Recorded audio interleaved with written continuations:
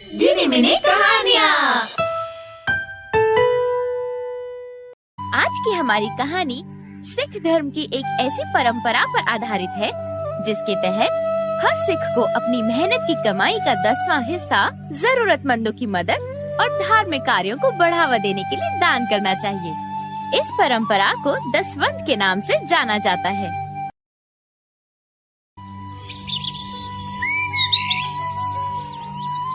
अजीत सिंह एक car mechanic था और उसका अपना एक छोटा सा गराज था जिसमें वो खराब कारों की मरम्मत का काम किया करता था। वो एक गरीब कार मैकेनिक होने के बावजूद भी दूसरों की मदद के लिए हमेशा तैयार रहता था और गुरु नानक देव जी द्वारा चलाई दसवंत की परंपरा में पूरा विश्वास रखता था। उसकी पत्नी गुरलीन भी धार्मिक विचारों वाली महिला थी और हमेशा यही कहती थी कि वाहिगुरु हमें दे तो हम जरूरतमंदों की मदद क्यों न करें जी। नानक देव जी ने कहा है कि हम सबको अपनी मेहनत की कमाई का 10वां हिस्सा दान करना चाहिए ताकि दूसरों की मदद और धर्म के कार्य सदा संपन्न होते रहें। यही ना? हाँ जी, बिल्कुल यही। बस उस सच्चे पातशाह का हाथ हमारे सर पर बना रहे तो हम उसके बंदों की सेवा से कभी मुंह नहीं मोड़ेंगे। उसी के पड़ोस में मंजीत सिंह भी रहता था जो बहुत ही अमीर आदमी था। उसकी स्पेयर पार्ट्स की बहुत बड़ी दुकान थी, लेकिन उसकी सोच अजीत से बिल्कुल भिन्न थी। वो जितना अमीर था उतना ही लालची और कंजूस था। अपनी कमाई में से कुछ दान करना या फिर उसमें से किसी जरूरतमंद की मदद करना तो वो जानता ही नहीं था। वो तो हमेशा यही मानता था कि ओ सुनो मेरी बात, रुपए पैसे की कद्र करना सीखो। आज के जमाने में रब भी वो काम नहीं कर सकता जो पैसा कर सकता है। दान पुण्य और गरीबों की मदद करना गए जमाने की बातें हैं, इसलिए इन पर ज्यादा ध्यान मत दिया करो। अब आपको कौन समझाए जी, आपके विचार तो दुनिया से न्यारे हैं। विचार दुनिया से न्यारे हैं तभी पास में पैसा है। दान पुण्य और गरीबों की दुआओं से जिंदगी नहीं चलती, समझी? हाँ जी, समझ गई। मंजीत सिंह की ऐसी बातें सुनकर उसकी पत्नी हमेशा चुप ही रहती थी और वाहिगुरु से हमेशा यही प्रार्थना करती थी कि हे नानक शाह, इनको भी सद्बुद्धि देना ताकि ये भी आपकी बताई राह पर चल सके। एक दिन अजीत अपने गैराज में काम कर रहा होता है कि तभी एक गरीब औरत अपनी गोद में बीमार बच्चा लिए वहाँ आती है और अजीत को पीछे से आवाज देते हुए कहती है, भाई मुझ गरीब की कुछ मदद कर दो, रब तेरा भला करेगा। उस औरत की आवाज सुनकर अजीत उसकी तरफ देखता है और हाँ जी, मैं आपकी क्या मदद कर सकता हूँ बहन जी? भाई मेरे बच्चे को देखो, बुखार में कैसे तड़प रहा है। अगर इसे इलाज नहीं मिला तो ये मर जाएगा। ये कहकर वे गरीब औरत रोने लगती है। अरे अरे रो मत बहन जी, आपके बच्चे को कुछ नहीं होगा। वाहिगुरु जी इसकी रक्षा करेंगे। क्या आप मेरी मदद करेंगे भाई? मदद करने वाला मैं कौन होता हूँ जी? सबकी मदद तो वो सच्चे पातशाह खुद ही कर देते हैं। अच्छा ये लो थोड़े पैसे और अपने बच्चे को जल्द से जल्द किसी डॉक्टर के पास ले जाओ। ये कहकर अजीत उस गरीब औरत को पैसे दे देता है और वो उसे दुआएं देते हुए चली जाती है। फिर उसके जाने के बाद अजीत के गैराज का एक मैकेनिक सुरजीत उससे कहता है कि उस्ताद, अब जैसा इंसान नहीं देखा। अब दूसरों की मदद करते वक्त अपने बारे में कभी नहीं सोचते। बाबा नानक जो चाहते हैं वही मैं करता हूँ। उनकी बताई राह पर चलकर मन को बहुत शांति और प्रसन्नता महसूस होती है सुरजीते। वाहिगुरु आपको लंबी उम्र दे उस्ताद। दुनिया को आप जैसे लोगों की जरूरत है। सुरजीत ये कह ही रहा होता है कि तभी मंजीत की कार वहाँ आकर रुकती है और क्यों बे अजीते, इस महीने का पैसा नहीं जमा कराया? कहीं वो भी किसी जरूरतमंद की मदद में तो नहीं लौटा दिया? लुटाया तो नहीं है पाई, पर किसी मजबूर की मदद करने के लिए कर्ज के तौर पर जरूर दे दिया है। पूरा महीना उधार में स्पेयर पार्ट्स उठाते और पैसे देने के वक्त बहाना बना रहे हो, ऐसे कैसे चलेगा? तुम चिंता ना करो भाई, तुम्हारा पैसा कल मिल जाएगा। देख लेना जीते, कल ना मिला तो सामान देना बंद कर दूंगा। ये कहकर मंजीत वहाँ से चला जाता है और फिर उस्ताद देखो ना, ये कितना घमंडी इंसान है। इसे रब ने भरपूर पैसा दिया मगर फिर भी एक पैसा खर्च नहीं करता किसी की मदद के लिए। उसका किया वो जाने सुरजीते, हमें तो अपनी करनी से मतलब है। हम तो सब पर रब की मेहर चाहने वाले लोग हैं। अजीत अपनी जुबान का मूल भी अच्छे से समझता था, इसलिए वो अपनी अपनी पत्नी के सोने के गहनों पर कर्ज उठाकर अगले ही दिन मंजीत के पैसे लौटा देता है। लो भाई, इस महीने का पूरा पैसा ले लो। ठीक है जीते, पर बुरा ना मानो तो एक बात समझाऊं। अरे इसमें बुरा मानने की क्या बात है, जो कहना चाहते हो कहो भाई। भाई पैसा कमाते हो तो उसे बचाना भी सीखो, और लोगों की मदद करने में पैसा बर्बाद मत किया करो। इस दुनिया में कोई किसी के काम नहीं आता, बस ये पैसा काम आता है। मंजीत की इस बात का अजीत कोई भी जवाब नहीं देता और चुपचाप वहाँ से चला जाता है। इस तरह कई साल बीत जाते हैं और फिर अचानक ही पूरा शहर कोरोना महामारी की चपेट में आ जाता है और शहर भर में हाहाकार मच जाता है। डॉक्टर साहब, जितना चाहे पैसा ले लो, पर मेरा इलाज कर दो कृपा करके। मेरे से सांस नहीं लिया जा रहा। देखिए, बात पैसे की नहीं है। आप कितना भी पैसा दे, पर यहाँ जगह नहीं मिल सकती। ना ही बेड है, ना ऑक्सीजन है, ना दवाइयाँ हैं। डॉक्टर मंजीत से बात कर ही रहा होता है कि तभी अजीत की पत्नी उसे वहाँ लेकर पहुँच जाती है और डॉक्टर साहब, इन्हें देखिए जरा, इनसे सांस नहीं लिया जा रहा है। अजीत की पत्नी जैसे ही डॉक्टर से ये प्रार्थना करती है और डॉक्टर अजीत की तरफ देखता है तो चौंक जाता है। डॉक्टर अमन को कई साल पहले की घटना याद आ जाती है, जब उसके पास डॉक्टरी के कोर्स की फीस भरने के लिए पूरे पैसे नहीं थे और वो नाले के किनारे बैठा रो रहा होता है। भाई, ऐसी क्या परेशानी है जो तुम अकेले में बैठकर इस तरह रो रहे हो? मुझे अपने कॉलेज की फीस भरनी है, मगर पैसे नहीं है? हाँ, जी हाँ। अच्छा, अगर मैं तुम्हें कर्ज के तौर पर दे दूं तो धीरे धीरे लौटा दोगे? हाँ, लौटा दूंगा और आपका जीवन भर आभारी रहूंगा। अरे बस जीवन भर आभारी रहने की बात छोड़ो और मेरे साथ आओ। ये बात याद आते ही डॉक्टर तुरंत हरकत में आ जाता है और अरे आप चिंता मत कीजिए, आप तो देवता इंसान हैं और आप जैसे इंसान को बचाने के लिए हम खुद के प्राण न्यौछावर कर देंगे। यह कहकर डॉक्टर अस्पताल के कर्मचारियों को बुलाकर अजीत का तुरंत इलाज शुरू कर देता है। इसके बाद भी कई और लोग अजीत की मदद करने के लिए आ खड़े होते हैं। ये सब देखकर मंजीत और उसकी पत्नी दोनों हैरत में पड़ जाते हैं। लगता है अब ये पैसा भी मेरी जान नहीं बचा पाएगा। और अजीत को बिना पैसे के ही इलाज मिल जाएगा। यह सब वाहेगुरु सच्चे पातशाह की मेहर है जी। आज अजीत को अपने दान पुण्य और मानव सेवा का ही फल मिल रहा है जी। इसके साथ ही मंजीत की तबीयत और बिगड़ने लगती है और तभी वहाँ सुरजीत आ जाता है। ओहो, आप इन्हें लेकर जल्दी गुरुद्वारा चलो, वहाँ दवाइयाँ और ऑक्सीजन का पूरा इंतजाम है। इस तरह सुरजीत की मदद से मंजीत समय पर गुरुद्वारे पहुँच पाता है और वहाँ उसको इलाज मिल जाने से उसके प्राण बच जाते हैं। हे नानक शाह, मेरी भूल के लिए मुझे क्षमा करना। मैं आज समझा कि असली धन पैसा नहीं, बल्कि तेरी कृपा, तेरी मेहर है। इस घटना के बाद लालची और कंजूस मंजीत सिंह को भी अक्ल आ जाती है और वो भी वाहिगुरु के बताए नेक रास्ते पर चलने लगता है। उसे भी दसवंत की दरकार समझ आ जाती है। गिनी मिनी कहानियाँ।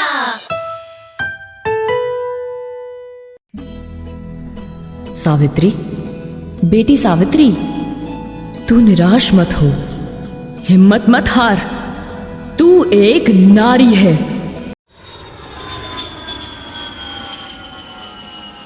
आकांक्षा, बेटी किस चिंता में खोई हो? किसी चिंता में नहीं खोई दादी, मैं तो बस यूं ही कुछ सोच रही थी। कुछ तो बात है बेटी। तू आसमान में उड़ने वाले उस प्लेन को देखकर मायूस हुई है।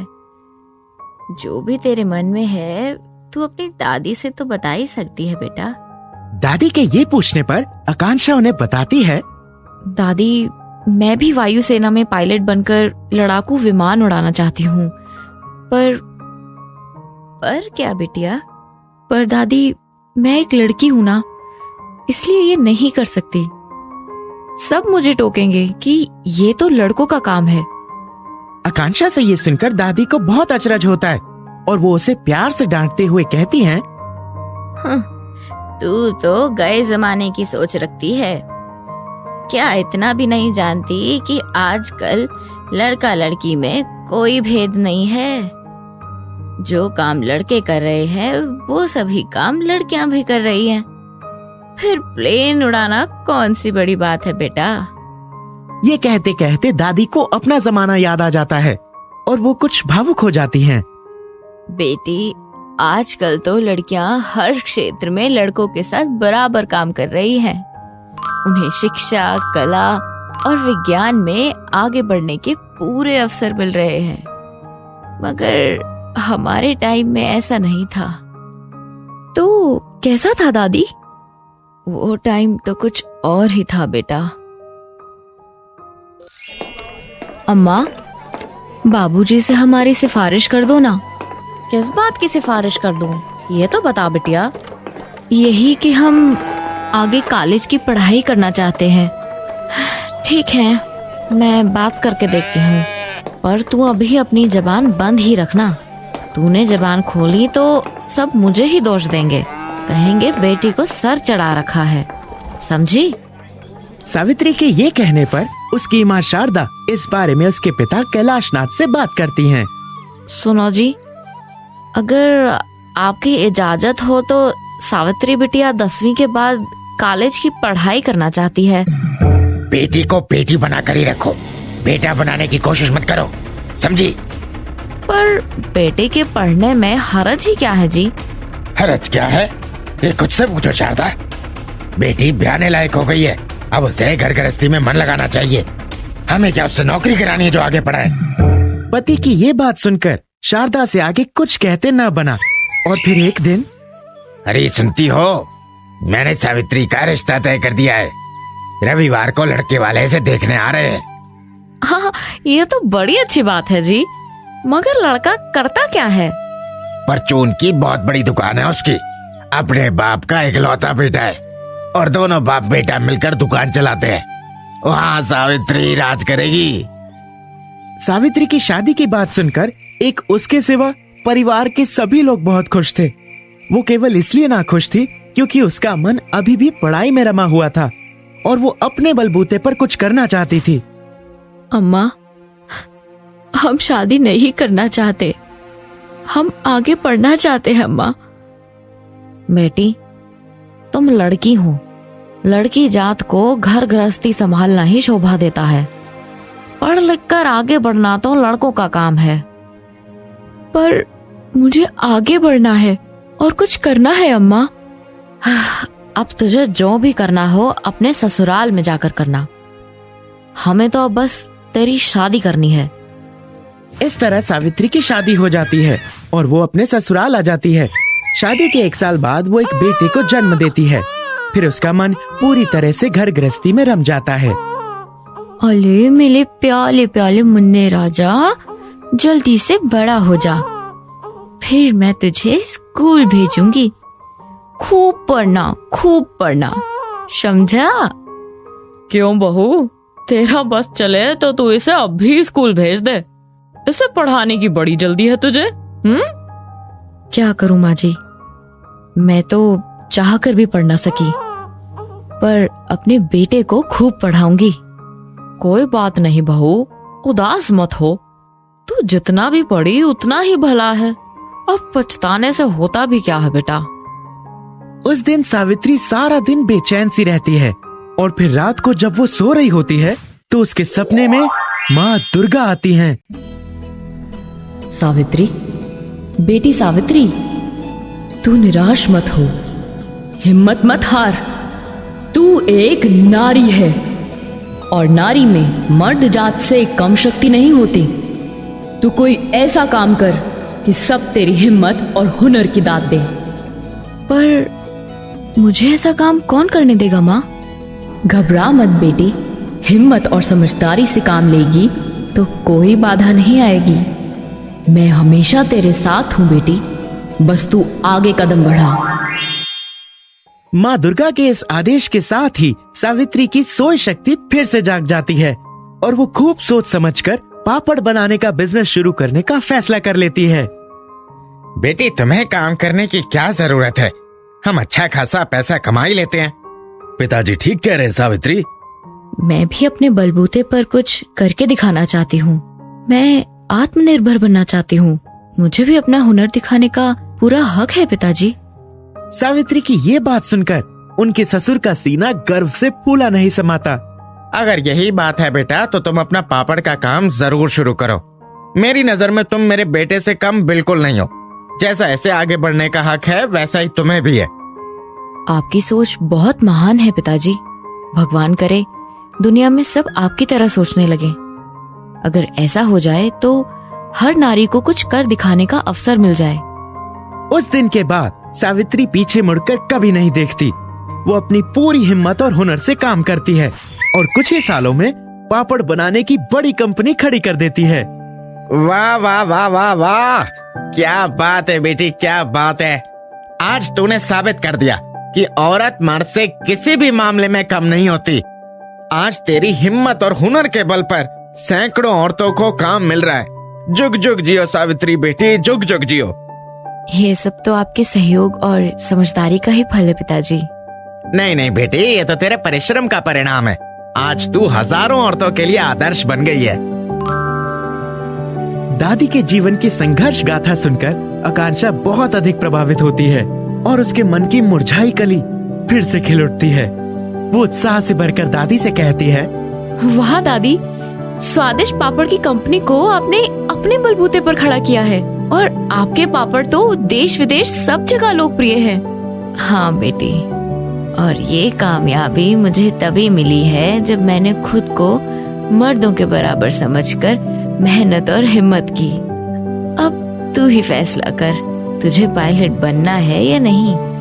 दादी, मैं भी आप ही की पोती हूँ। अब मैं कभी हार नहीं मानने वाली और अब देखना, मैं सबको पायलट बनकर दिखाऊंगी। शाबाश मेरी बेटी। दादी के सामने ये प्रण करने के बाद आकांक्षा के हौसले बुलंद हो जाते हैं और वो अपनी मेहनत के बल पर एयरफोर्स में फाइटर प्लेन की पायलट बन जाती है। और फिर एक दिन, क्यों दादी, मान गई ना? मैंने अपना सपना पूरा कर दिखाया। जीती रहे मेरी हिम्मत वाली बेटी। तो इस तरह सावित्री की प्रेरणा से आकांक्षा भी अपने जीवन का सपना पूरा कर पाती है। अगर हम लड़कियों का मनोबल बढ़ाएं और उन्हें सावित्री की तरह आगे बढ़ने की प्रेरणा दें, तो देश की हर लड़की को जीवन में मनचाही कामयाबी पाने का अवसर मिल सकता है।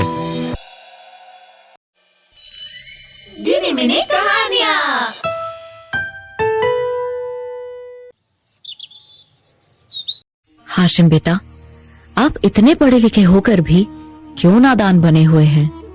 क्या आपको अपनी अम्मी पर जरा भी तरस नहीं आता? अम्मी जान, आखिर बात क्या है? आपको जो कहना है खुलकर कहिए ना। बोलना क्या है बेटा, मैं भी अब बूढ़ी हो गई हूँ और न जाने कितने दिन बाकी है मेरे पास। मेरे भी तो कुछ सपने, कुछ अरमान है ना बेटा तुम्हारी शादी को लेकर। तभी वहाँ बूढ़े इब्राहिम आ जाते हैं। अरे हाशिम तो अपने बुद्धिमानी और ईमानदारी के लिए दूर दूर तक मशहूर है। इस पर तो लोगों को खुदा जैसा विश्वास है। अरे इब्राहिम चचा, तो क्या ईमानदार और सच्चे लोग शादी नहीं करते? मैं कब कहता हूँ कि शादी नहीं करते? शादी तो सभी करते हैं और इसे भी कर ही लेनी चाहिए। इब्राहिम चाचा की बात का जवाब देते हुए हाशिम कहता है, अरे चचा, मैं शादी से कब मना करता हूँ। मैं भी शादी कर लूंगा, मगर शादी से पहले मैं समुद्री यात्रा पर जाना चाहता हूँ। तो मना कौन करता है? अपनी ये तमन्ना भी पूरी कर लो बेटा।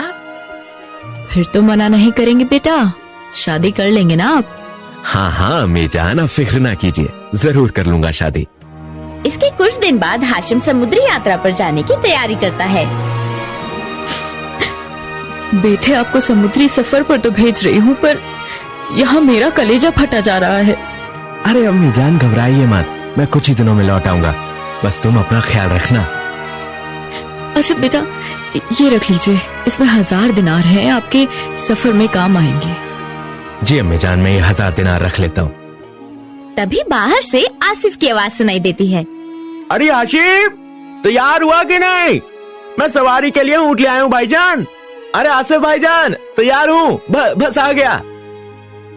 चलिए अब जाइए बेटा, और अपना खूब ख्याल रखिएगा। ठीक है अम्मी जान, मैं चलता हूँ, खुदा हाफिज।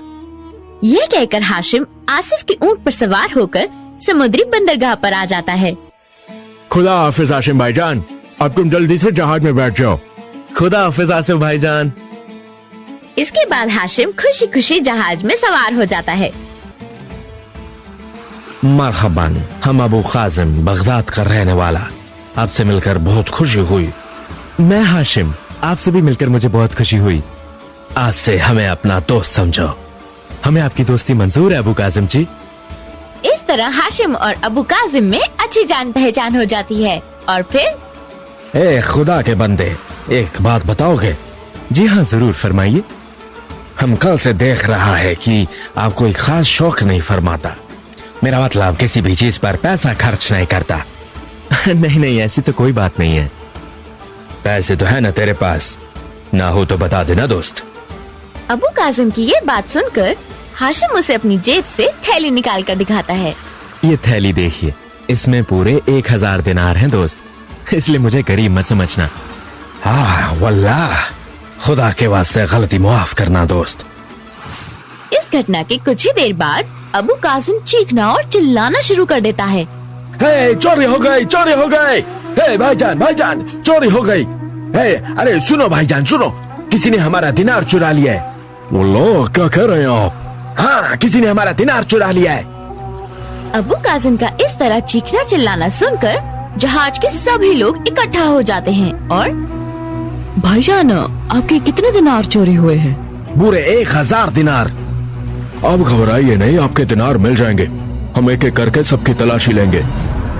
जहाज के आदमी सबकी तलाशी लेने लगते हैं और फिर सबसे अंत में हाशिम का नंबर आता है। अरे, इनकी तलाशी मत लीजिए, ये तो हाशिम है।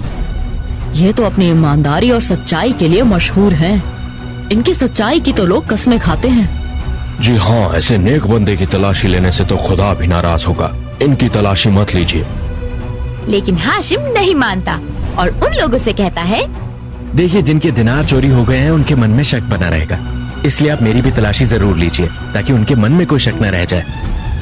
हाशिम के ये कहने पर उसकी भी तलाशी ली जाती है, मगर उसके पास कुछ नहीं मिलता। और फिर 2 दिन बाद तुम्हारे पास तो पूरे 1000 दिनार थे, फिर वो कहाँ गए? वो मैंने समुद्र में फेंक दिए। ये सुनकर अबू काजिम हैरत में पड़ जाता है। वल्लाह, समुद्र में फेंक दिए? मगर क्यों फेंक दिए? क्योंकि मैंने जो जिंदगी में दौलत कमाई है वो है ईमानदारी और लोगों का विश्वास। कुछ दिनार के लिए मैं इस दौलत को नहीं गंवाना चाहता था। मैं खुद समझा नहीं दोस्त। अबू कासिम के ये कहने पर हाशिम उसे समझाता है। तलाशी के दौरान अगर मेरे पास 1000 दिनार बरामद होते और मैं लोगों से कहता कि ये दिनार मेरे हैं, तो लोग सच तो मान लेते, मगर क्या दोस्त? मगर उनके मन में मेरी सच्चाई और ईमानदारी पर शक बना रहता, जो मैं चाहता नहीं था। मगर क्यों? क्योंकि मैं दुनिया की हर दौलत गंवा सकता हूँ, पर मैं अपनी सच्चाई और ईमानदारी की दौलत कभी नहीं गंवा सकता। हाशिम ये कह ही रहा होता है कि तभी पीछे से आयशा की आवाज सुनाई पड़ती है। क्यों भाईजान, आप तो मान गए ना कि हाशिम जैसा सच्चा और ईमानदार आदमी दुनिया में दूसरा कोई नहीं है। हाँ, मान गए आयशा, हाशिम जैसा कोई दूसरा आदमी नहीं मिलेगा। तो अब आपकी क्या राय है? वही जो हमारी बहन चाहती है। अगर हाशिम राजी है तो तुम्हारा निकाह इनसे कर सकते हैं। ये कहकर अबू कासिम हाशिम के सामने हाथ जोड़कर खड़ा हो जाता है और दोस्त हाशिम, अगर मेरे से कोई गलती हुई हो तो मुझे मुआफ करना। मेरे कोई दिनार नहीं चोरी हुए थे। असल में मैं तो बस आपकी ईमानदारी की परख कर रहा था। पर क्यों? क्योंकि हमारी बहन आपको बहुत पसंद करती थी और आपकी सच्चाई और ईमानदारी की कस्में खाने पर तुली थी, इसलिए हमने आपका इम्तिहान लेने का फैसला किया। ये कहकर अबू कासिम चुप हो जाता है और मेरे भाईजान बगदाद के सबसे बड़े सौदागर हैं और इनके पास धन दौलत की कोई कमी नहीं है, इसलिए खुदा के वास्ते इनकी नीयत पर शक मत करना और हमारी बहन को मायूस भी मत करना। अगर खुदा की यही मर्जी है तो मैं आपकी बहन से शादी करने के लिए तैयार हूँ। ये सुनकर अबू कासिम और उसकी बहन आयशा बहुत खुश हो जाते हैं। फिर आयशा और हाशिम की शादी कर दी जाती है और हाशिम उसको साथ लेकर अपने घर लौट आता है। तो दोस्तों, अब तो आप भी समझ गए होंगे कि ईमानदारी और सच्चाई की दौलत ही असली दौलत है। गिनी मिनी कहानियाँ।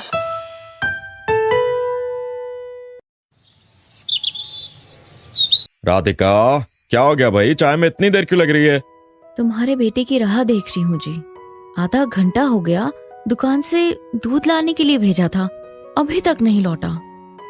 ये सुनकर आशीष का पारा 7वें आसमान पर चढ़ जाता है।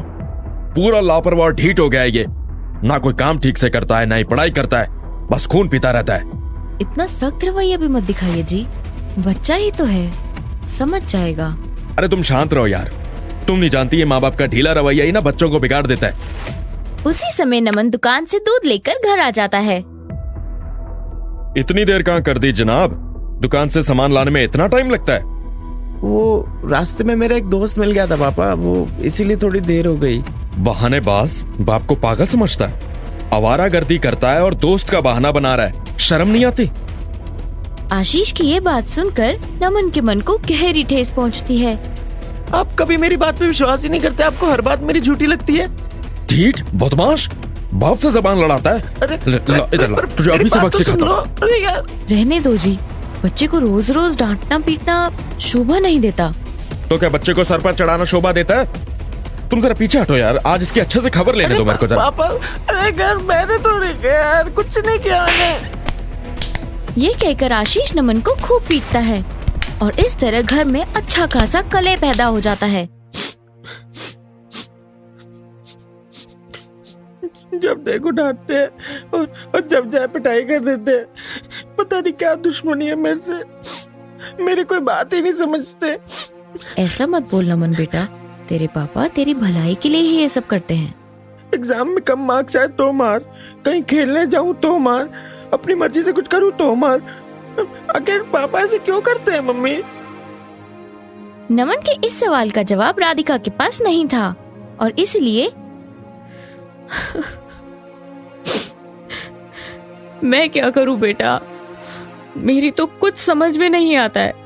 न जाने हमारे घर का ये कलेश कब मिटेगा। आशीष के कठोर रवैये और अविश्वास के कारण नमन में कई तरह की मानसिक उठाएं पनप जाती हैं। उसे स्नेह और अपनेपन की कमी खटकने लगती है और वो काफी चिड़चिड़ा और गुस्सैल हो जाता है। ए नमन, मेरी गेंद वापस कर, वरना टीचर से शिकायत कर दूंगा तेरी। तेरी इतनी हिम्मत की तू टीचर से मेरी शिकायत करेगा? सावन, टीचर के पास गया तो तेरा मुंह तोड़ दूंगा, समझा? तोड़ कर तो दिखा तू। सावन के ये कहने पर नमन क्रोध में भरकर उसे मारने लगता है। ये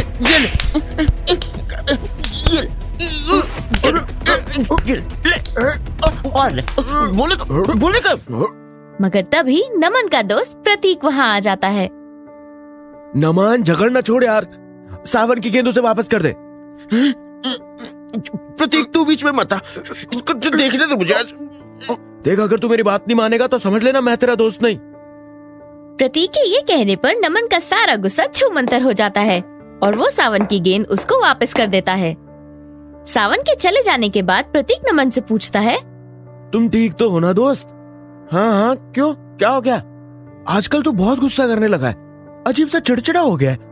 कभी कभी तो तू पागलों वाली हरकतें करता है। ऐसा कुछ भी नहीं है, बस तुझे ऐसा लगता है। ये कहकर नमन उस बात को टाल देता है। मगर फिर एक दिन, ए नमन, तुम्हारे लिए एक बहुत बड़ी खुशखबरी है। ऐसी क्या खुशखबरी है भाई निकिता? हमारे स्कूल में स्टेट लेवल का पेंटिंग कंपटीशन होने जा रहा है और तुम तो जानते ही हो, नमन से शायद ही पेंटिंग में कोई जीत सकता है। हाँ, ये तो है। तो इसे इस कंपटीशन में जरूर हिस्सा लेना चाहिए। पेंटिंग कंपटीशन का नाम सुनकर नमन उदास हो जाता है और उसकी आंखों में आंसू भर आते हैं। नमन, क्या हुआ दोस्त? तू रोने क्यों लगा? क्योंकि मैं चाहकर भी पेंटिंग कंपटीशन में भाग नहीं ले पाऊंगा। मगर क्यों नमन? क्योंकि मेरे पापा की नजर में पेंटिंग समय की बर्बादी है। हाँ? वो कैसे? उसके ये पूछने पर नमन उनको एक पुरानी घटना के बारे में बताता है। एक बार पहले ना मैं पेंटिंग बना रहा था और तभी पापा आ गए। और नमन, क्या कर रहे हो बेटा? मैं पेंटिंग बना रहा हूँ पापा। इधर ला, इधर। कितनी बार बोला है फालतू की चीजों में ध्यान मत दिया कर, पढ़ाई पे ध्यान दिया कर। ऐसा क्या गजब हो गया जी? पेंटिंग बनाना तो हर बच्चे का शौक होता है। होता होगा, पर मेरे बच्चे का ध्यान सिर्फ पढ़ाई में होना चाहिए। बोल बोल, फिर करेगा ये फालतू की हरकत? करेगा? नहीं पापा, नहीं करूँगा, नहीं करूँगा। समझ ले, नहीं तो तेरी हड्डी पसलियां एक करके रख दूंगा, समझा?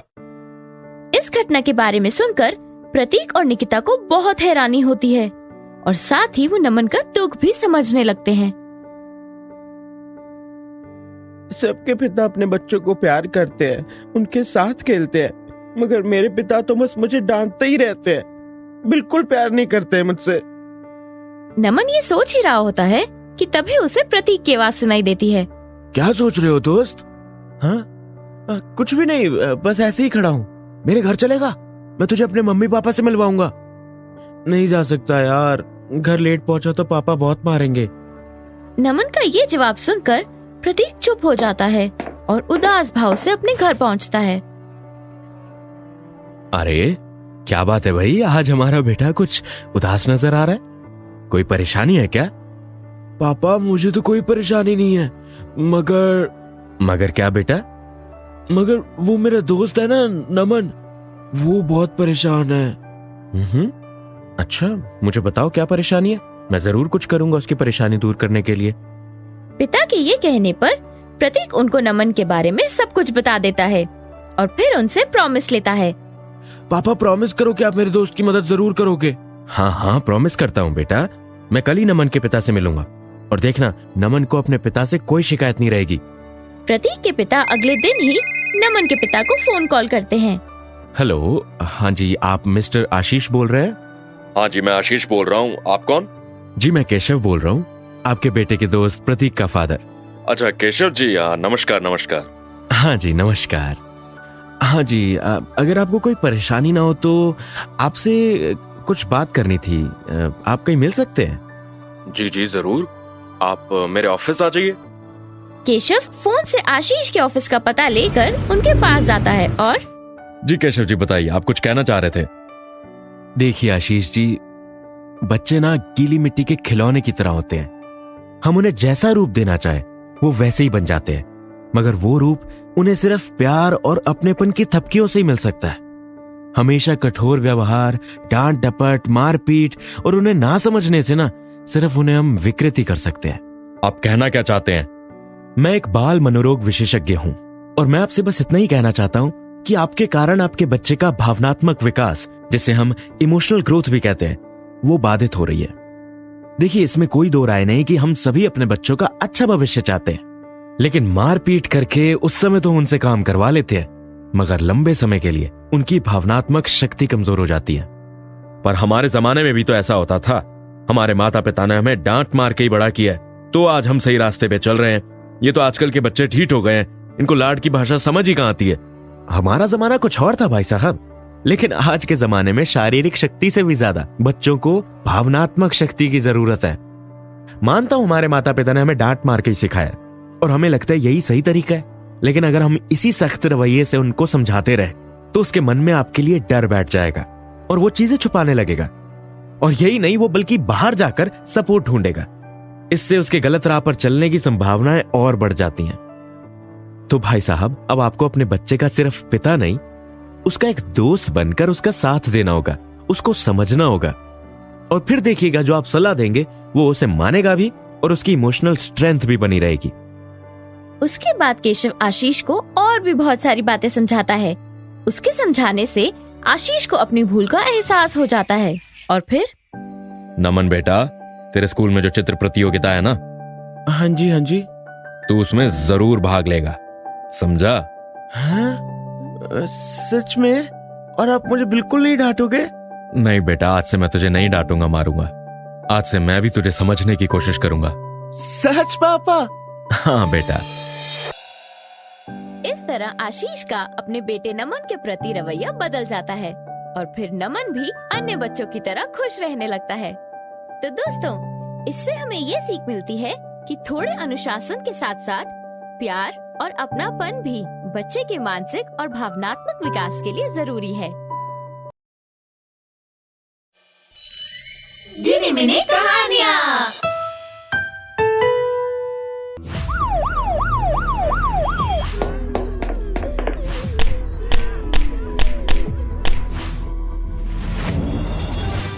कोरोना वायरस ने कई देशों में मचाया हाहाकार। देश में कोरोना मरीजों की संख्या बढ़ रही है। लॉकडाउन और भुखमरी के कारण मजदूरों ने पकड़ा अपने घर का रास्ता। ट्रेन, बस सभी बंद होने के कारण कैसे घर वापसी कर पाएगा प्रवासी मजदूर?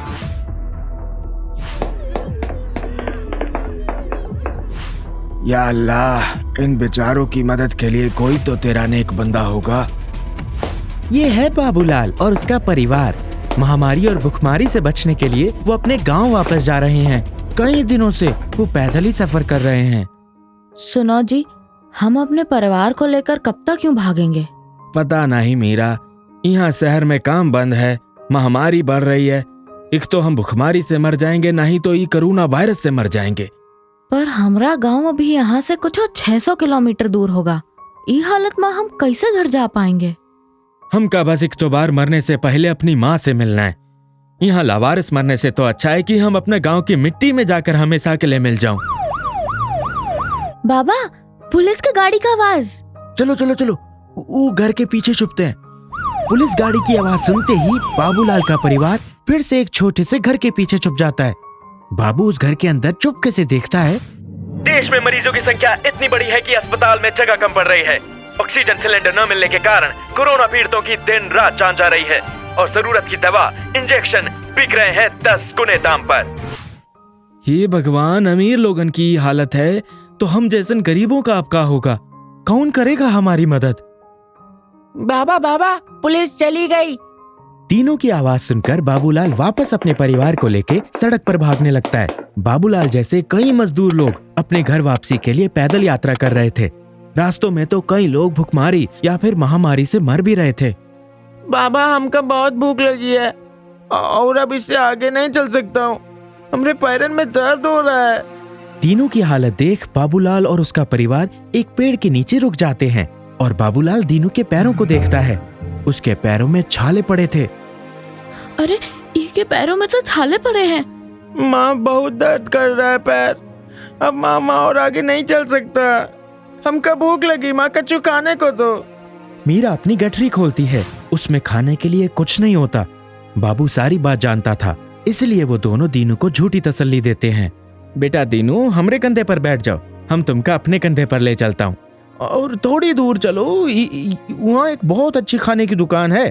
हाँ बिटुआ, हम सब वहाँ मिलकर खाना खाएंगे। हाँ, दीनू उनकी बात मान जाता है और सब परिवार फिर से अपनी यात्रा पर निकल पड़ते हैं। कुछ दूर चलने पर उन्हें एक आदमी मुफ्त में खाना बांटने वाला मिलता है, लेकिन वहाँ पहले से ही बहुत भीड़ होती है। लागत है कोई भला आदमी वहाँ खाना बांट रहा है। हाँ जी, जाओ जल्दी से हमरा बच्चों को कछु खिला कर लाओ। बाबूलाल दीनू को अपने कंधों से उतारकर भागते हुए खाना लेने जाता है। भीड़ में किसी तरह बाबूलाल खाने के कुछ पैकेट ले लेता है। फिर सब परिवार वो खाना खाकर वापस अपने गांव के लिए निकल पड़ते हैं। चलते चलते रात हो जाती है। रात में वो एक जगह पर अपना बसेरा कर लेते हैं। अरे मीरा, लागत है हमरे पैरों में भी छाले पड़ गए, उसमें से भी खून निकल रहा है।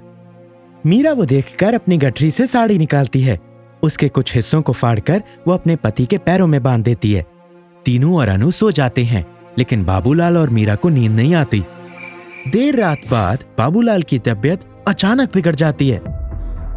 हमरा बदन आज थोड़ा दर्द कर रहा है। हाँ, आपको तो बहुत तेज बुखार है जी। हाँ, लागत है वो पैरन के छालों की वजह से हो गया होगा। मीरा और बाबू दोनों रात भर सो नहीं पाते। सुबह पूरा परिवार फिर से उठकर चलने लगता है। कुछ देर चलने के बाद बाबूलाल की हालत और खराब हो जाती है। हमका बहुत सी थकान हो रही है अब, और अब तो सांस लेने में भी दिक्कत हो रही है। तो फिर हम थोड़ा फिर से आराम कर लेते हैं जी। बाबूलाल का परिवार एक चर्च के पास रुक जाते हैं। वहाँ एक महिला कर्मचारी होती है। वो दूर से ही बाबूलाल और उसके परिवार को देखकर न जाने किसको फोन करती है। हाँ, एक प्रवासी मजदूर का परिवार लग रहा है। जी हाँ, वो चर्च के पास ही हैं। आप जल्द यहाँ आ जाएं। चर्च के पास बाबू का परिवार आराम करने लगता है। दोनों बच्चे भूखे होते हैं, लेकिन अपने पिताजी की हालत देखकर वो कुछ नहीं बोलते। थोड़ी देर रुकने के बाद अचानक मीरा की भी तबीयत बिगड़ जाती है। सुनिए जी, हमका अभी कछु अजीब सा हो रहा है। लागत है हमको अभी बुखार चढ़ने लगा है। अब मीरा और बाबूलाल दोनों की तबीयत खराब हो जाती है। ना वो कुछ बोल पा रहे थे और ना ही उठने की हिम्मत जुटा पा रहे थे। अपने माँ बाप की ये हालत देखकर बच्चे बहुत डर जाते हैं। बाबा उठिए ना, क्या हुआ आपको? हमको अपने गांव जाना है ना। चलो चलो जल्दी, नहीं तो पुलिस आई तो हमका डंडा मारेगी बाबा। हाँ बाबा चलिए उठे ना, चलते हैं। अब हम अपना गांव जाकर ही रुकेंगे, चलिए। हाँ बाबा, और हम अब कछु खाने को भी नहीं मांगेंगे। माँ चलो आप तो कछु बोलो बाबा को। अपने छोटे बच्चों की हालत देखकर और कोरोना के डर के कारण दोनों अपने जीने की उम्मीद छोड़ देते हैं। ये देखकर दोनों बच्चे जोर जोर से रोने लगते हैं। पापा पापा पापा पापा बाबा बाबा, आपको सांस लेने में दिक्कत हो रही है ना, तो अब हम आपके कंधे पर नहीं बैठूंगा। अब आप हमरे कंधे पर बैठ जाओ बाबा। पर चलो बाबा, हम अपने गांव चलते हैं बाबा। माँ आप तो कछु बोलो माँ। हे भगवान, अब हम किससे मदद मांगे? कौन हमारी मदद करेगा? दीदी, हमारे माँ बाबा को कछु हुआ तो हम अनाथ हो जाएंगे ना। हमारा क्या होगा दीदी? अब कौन हमारी मदद करेगा? दोनों बच्चे बहुत मायूस हो जाते हैं। उतने में वहाँ एक गाड़ी आती है। उस गाड़ी में से एक आदमी बाहर निकलता है और बोलता है, मैं हूं ना आपकी मदद के लिए। बच्चे सोनू सूद जी को देखकर रोना बंद कर देते हैं और उन्हें सब हकीकत बताने लगते हैं। उनकी एक टीम मीरा और बाबू को एम्बुलेंस में डालकर हॉस्पिटल ले जाती है। वहां जाने के बाद उन्हें पता चलता है कि मीरा और बाबू को कोरोना हुआ है। फिर डॉक्टर रिपोर्ट के साथ कुछ जरूरी बातें बोलते हैं। देखिए, इन्हें जल्द से ऑक्सीजन और कुछ इंजेक्शन के डोजेस की जरूरत है। लेकिन ये सब हम कहाँ से लाए डॉक्टर साहब? और हमारे पास पैसा भी तो नहीं है। बेटा फिक्र मत करो, वो मुझे बता रहे हैं, मैं सब इंतजाम कर दूंगा। ऑक्सीजन के साथ दवा और इंजेक्शन का पूरा इंतजाम सोनू सूद जी की टीम कर देती है। तीनू और अनु को साफ सुथरे कपड़ों के साथ भरपेट खाने को भी मिलता है। टीम, हमें पूरी सुरक्षा के साथ हर मजदूर को उनके घर वापस पहुंचाना है। खाने पीने का सामान साफ सुथरा और अच्छा होना चाहिए। सोशल मीडिया के माध्यम से हम ज्यादा से ज्यादा जरूरतमंद लोगों की मदद करेंगे। सोनू सूद जी और उनकी सारी टीम दिन रात गरीब मजदूरों की मदद करने में जुट जाती है। कहीं वेंटिलेटर बेड, ऑक्सीजन सिलेंडर, तो कहीं महंगी दवाई वो मुफ्त में देकर गरीबों की जान बचा रहे थे। उनके पास आने वाले हर एक इंसान की वो कुछ ना कुछ मदद करते थे। और यहाँ हॉस्पिटल में मीरा और बाबूलाल पूरी तरह से ठीक हो जाते हैं। साहिब, हमारी मदद करने की खातिर आपका बहुत बहुत शुक्रिया साहिब। अरे नहीं, कोई नहीं। आप अपने गांव जा रहे हैं ना? हाँ, पर तो अब आप लोग पैदल यात्रा नहीं करेंगे। हमारी गाड़ियां आपको सही सलामत आपके गांव तक पहुंचा देंगी। सोनू सूद जी की मदद से 4 दिन बाद बाबूलाल और उसका परिवार अपने गांव वापस जा पहुंचता है। बाबू की बूढ़ी माँ बड़ी ही खुश हो जाती है और सोनू सूद जी को एक वीडियो के माध्यम से ऑनलाइन धन्यवाद देती हैं। सोनू बेटा, तुम्हारे कारण मेरा बेटा और उसका परिवार आज घर वापस आया है। तुम मसीहा हो, भगवान तुमका हमेशा सलामत रखे। आज तुम ना होते तो जय बूढ़ी माँ बेसहारा हो जाती। अरे नहीं माता जी, हम सब भी आप ही के बेटे जैसे हैं, और हमारे होते आप बेसहारा कैसे हो सकती हैं? सोनू सूद जी की मदद से कई गरीब मजदूर अपने गांव, अपने परिवार के पास सुरक्षित वापस आए थे।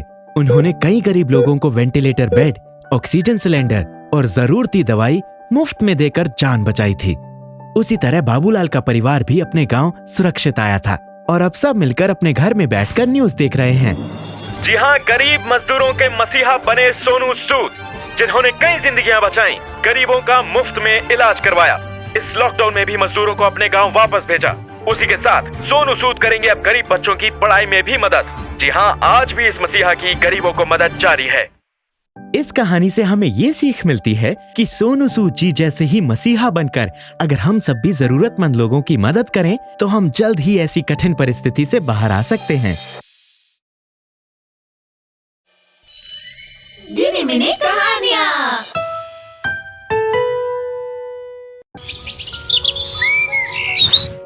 और छवि बेटे, क्या कर रहे हो? डैडी, मैं गांव की पिक्चर बना रही हूँ। क्या आप मुझे गांव के बारे में कुछ बता सकते हैं? गांव का नाम सुनते ही नारायण परेशान हो जाता है। मैंने तुम्हें कितनी बार समझाया कि गांव देहात के बारे में बात मत किया करो, वहाँ अनपढ़ जाहिल लोग रहते हैं। क्या गांव इतने खराब होते हैं डैडी? हाँ और क्या, वहाँ आधुनिक कुछ भी नहीं होता। लोग आज भी पशुओं की तरह जीते हैं। आधुनिक सोच ही नहीं है उनके पास। ये कहकर नारायण चला जाता है और फिर छवि सोचती रह जाती है। मगर मैम तो कहती है कि जीवन का असली आनंद गांव में मिलता है। वहाँ लोग आज भी प्रकृति के साथ घुल मिल कर रहते हैं। कितना आनंद आता होगा ना, खुली हवा और हरियाली के बीच। छवि ये सोच ही रही होती है कि तभी वहाँ लावण्य आ जाती है। मम्मा, ये डैडी को क्या हो गया है? गांव की हमेशा बुराई ही करते रहते हैं। डैडी को गांव से इतनी नफरत क्यों है मम्मा? छवि बेटा, गांव समझदार और पढ़े लिखे लोगों के रहने की जगह नहीं होती है। वहाँ शहर जैसी आधुनिक सुविधाएं भी तो नहीं होती है ना। कुछ भी हो मम्मा, मुझे तो गांव बहुत अच्छे लगते हैं। मुझे कभी गांव दिखाकर लाओ ना मम्मा, मुझे गांव देखना है। तेरे डैडी तुझे गांव तो कभी नहीं जाने देंगे छवि, इसीलिए गांव जाने की बात तो भूल ही जाओ। अगले दिन छवि अपने स्कूल जाती है। निशा, सुना है तुमने पूरे 1 सप्ताह की छुट्टियां ली है? हाँ, मुझे कहीं जाना है छवि। पर कहाँ जाना है निशा? मैं गांव में अपने दादा दादी के पास जा रही हूँ। 1 सप्ताह उन्हीं के साथ रहूंगी। निशा की ये बात सुनकर छवि गुमसुम सी हो जाती है। ए छवि, तुम एकदम चुप क्यों हो गई? क्या तुम्हारी मम्मी डैडी गांव को पसंद करते हैं निशा? अरे बहुत पसंद करते हैं, और वो तो गांव में अपने रिश्तेदारों के यहाँ आते जाते भी रहते हैं। वाह, कितनी खुश नसीब हो तुम निशा। उस दिन छवि उदास भाव से घर लौटती है और उस समय घर पर कोई नहीं होता, इसलिए अपने कमरे में जाकर आराम करने लगती है। मगर तभी हेलो, कौन? हेलो, आप कौन बोल रहे हैं? मैं गांव से रामेश्वर बोल रहा हूँ। मैं नारायण का पिता हूँ। ये सुनते ही छवि हैरान रह जाती है। और पर उन्होंने तो कभी अपने गांव और अपने पिता के बारे में कुछ बताया ही नहीं। फिर आज अचानक आप कहाँ से आ गए? छवि के ये पूछने पर उसके दादा रामेश्वर उसे अपने बारे में सब बताते हैं। बेटा रूपनारायण, मेरी तमन्ना है कि तुम खूब पढ़ो लिखो और एक दिन कुछ बनो। पिताजी, मैं आपकी तमन्ना अवश्य पूरी करूंगा। इस तरह लगभग 10 सालों तक नारायण अपने पिता रामेश्वर से दूर शहर में पढ़ता रहा और फिर पिताजी, आपकी तमन्ना पूरी हुई। आज मैं बड़ा सरकारी अफसर बन गया हूँ। ये तो बहुत अच्छी बात है बेटे। अब तो बस तेरी शादी करने की जिम्मेदारी बाकी रह गई है। नहीं नहीं पिताजी, आपकी वो जिम्मेदारी भी पूरी हो गई है। मैंने शादी कर ली है। अब तो बस आप गांव की ये सब प्रॉपर्टी बेचकर मेरे साथ शहर चल कर रहिए। बेटे की ये बातें सुनने के बाद बूढ़े पिता का तो दिल ही टूट जाता है और वो, नारायण, ना अब तू मेरा बेटा है और ना ही मुझे तेरे लिए कोई प्रॉपर्टी बेचनी है। मुझे मेरे हाल पर छोड़कर अपने शहर लौट जा। देख लीजिए पिताजी, मैं आप ही का बेटा हूँ। एक बार गया तो लौट कर नहीं आऊंगा, ना आपके लिए और ना इस प्रॉपर्टी के लिए। अपने दादाजी के बारे में पता लगने और उनसे बातें करके छवि की खुशी का ठिकाना ही नहीं रहता। दादाजी, मैं आपकी पोती छवि हूँ। आप कैसे हैं दादाजी? अरे वाह मेरे बच्चे, मैं बिल्कुल ठीक हूँ। बस आप सबको देखने के लिए तरस रहा हूँ। इस नए साल पर तुम सब मिलने आ जाओ। हाँ, हम जरूर आएंगे दादाजी, जरूर। दादाजी के बारे में पता चलते ही छवि गांव जाने के लिए उतावली हो गई थी और बरसों बाद पिता का फोन आने से नारायण भी हैरान होकर रह गया था। किस सोच में पड़ गए जी? कुछ नहीं, बाबूजी ने इतने सालों बाद याद किया है। जरूर कोई खास बात होगी। हो सकता है गांव की प्रॉपर्टी बेचने का विचार कर रहे हो। आप भी कमाल हैं जी। बूढ़े बाप की चिंता करने की बजाय आप प्रॉपर्टी की चिंता कर रहे हैं। शे। अरे तुम नहीं जानती यार, करोड़ों की प्रॉपर्टी है। मिल गई तो हम भी अमीरों में शामिल हो जाएंगे। दिसंबर का महीना था और नया साल आने वाला था। नारायण के परिवार के लिए ये नया साल सच में खुशियां लाने वाला था। नारायण करोड़ों की प्रॉपर्टी का सोचकर खुश था।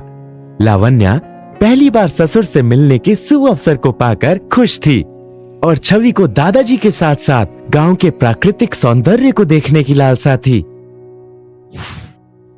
डैडी, हम दादाजी से मिलने कब जा रहे हैं? छवि बेटा, ये नया साल हम गांव में तुम्हारे दादाजी के साथ ही मनाएंगे। फिर तो मैं दादाजी को नव वर्ष का उपहार दूंगी। बेटा, भगवान ने चाहा तो जो नववर्ष का उपहार तुम्हें तुम्हारे दादाजी देंगे ना, वो तुम्हें करोड़ों की मालकिन बना देगा। नारायण की ये बात लावण्या को बहुत बुरी लगती है। कहीं तो अपने लालच को छिपा कर रखा करो। बाप के मरने के बाद सब तुम्हारा ही तो है, फिर भी सब्र नहीं। अरे तुम नहीं समझती ये सब। धन पर जितना जल्दी काबू कर लो उतना ही अच्छा रहता है। नए साल पर नारायण अपने परिवार सहित अपने गांव में पिताजी के साथ नव वर्ष मनाने के लिए पहुंच जाता है। नारायण के पिता वर्षों के बाद बेटे और उसके परिवार को देखकर फूले नहीं समाते। अरे आजो आजो मेरे बच्चों, जीते रहो जीते रहो। दादाजी, मैं आपकी लाडली पोती छवि हूँ। अरे मेरे बच्चे, मेरी पोती तो मेरी आंखों की रोशनी है। दादाजी दादाजी, मैं आपके लिए नव वर्ष का उपहार लाई हूँ, ये देखिए। अच्छा, क्या लाए हो बच्चे? दादाजी, सर्दी आ गई है ना, इसलिए मैं आपके लिए ये गरम शॉल लाई हूँ। छवि के प्यार और उसके नए साल के उपहार को पाकर रामेश्वर की आंखें छलक आती हैं। आज सालों बाद लगा कि मैं भी घर परिवार वाला हूँ। आज मैं बहुत खुश हूँ और अपने बच्चों को नववर्ष का एक खास उपहार मैं भी देने वाला हूँ। दादाजी, कहाँ है आपका उपहार? यहाँ से दूर खेतों में। ये कहकर रामेश्वर उन सबको खेतों में ले जाते हैं और वो सब रोशनी से जगमगाते एक छोटे से उपवन में पहुंच जाते हैं, जहां बहुत से लोग नववर्ष मना रहे थे। उस उपवन को देखकर सब हैरान रह जाते हैं। वाह, दादाजी, ये स्वर्ग जैसी जगह क्या है? ये उत्सव वाटिका है बेटी। यही तो तुम सबके लिए मेरी तरफ से नववर्ष का उपहार है। हाँ? आपने तो सारे खेतों को ही उपवन में बदल दिया पिताजी। हाँ बेटा, मैंने पिछले 15 साल से तुम्हारी याद में जितने पेड़ लगाए उनसे एक पूरा वन तैयार हो गया और फिर मैंने उसे उत्सव वाटिका में बदल दिया। अब लोग इसे दूर दूर से देखने आते हैं। दादाजी की बात सुनकर छवि खुश होकर पूछती है, दादाजी, आपकी उत्सव वाटिका में आकर लोग क्या करते हैं? जन्मदिन आदि उत्सव मनाते हैं, खाते पीते हैं, अपने रिश्तेदारों या मित्रों के नाम से पेड़ लगाते हैं और प्राकृतिक सौंदर्य का आनंद लेते हैं। फिर तो नव वर्ष का इससे कीमती कोई उपहार हो ही नहीं सकता, क्यों मामा?